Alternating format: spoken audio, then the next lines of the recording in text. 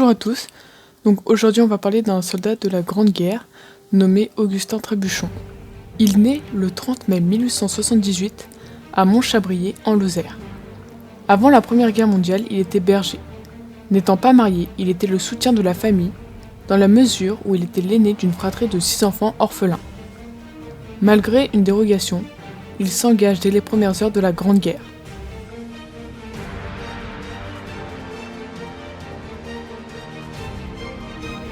Il effectue de nombreux combats durant lesquels il est blessé 2 fois légèrement. Il repart donc au combat.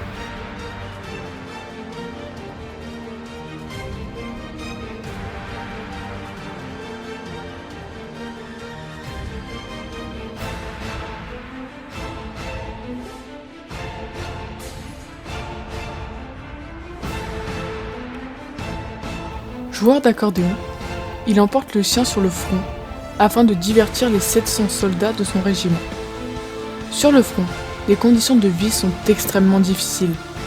Les soldats vivent dans la boue et la terre, ils dorment peu et dans des trous creusés dans les lignes les plus éloignées du front. Les coups de feu incessants jouent beaucoup sur le moral des troupes, tout comme la perte d'amis et de camarades.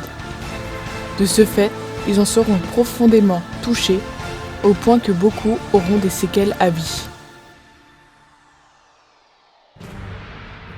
Les gueules cassées sont aussi les victimes ainsi que les témoins des charniers.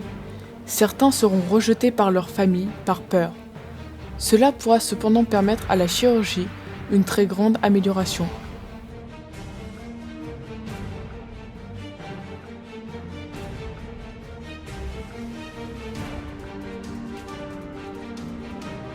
Les familles aussi furent profondément touchées par la mort de leurs proches, ce qui lança la France particulièrement, mais le monde plus généralement, dans un culte de la guerre avec des commémorations notamment.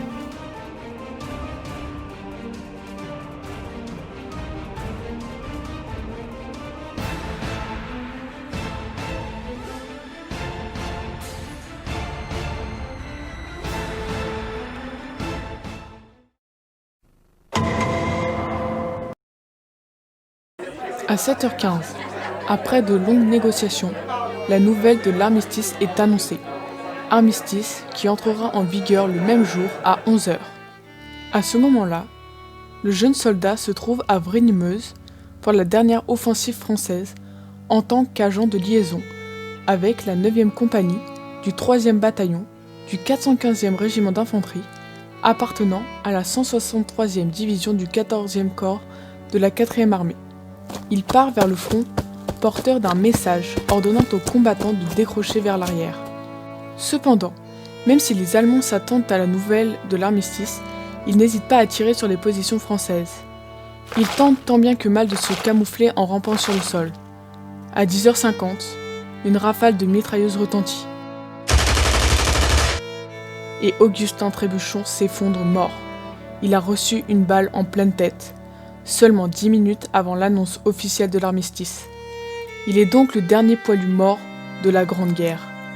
Il avait 40 ans et laisse une famille derrière lui. Ses compagnons se souviennent de lui comme d'un soldat sympathique et joyeux. Il les aura toutes faites, dit un de ses camarades à son propos. Sa mort fut antidatée au 10 novembre. En effet, l'idée qu'un soldat puisse mourir le jour de l'armistice était impensable, tant pour le gouvernement que pour les familles.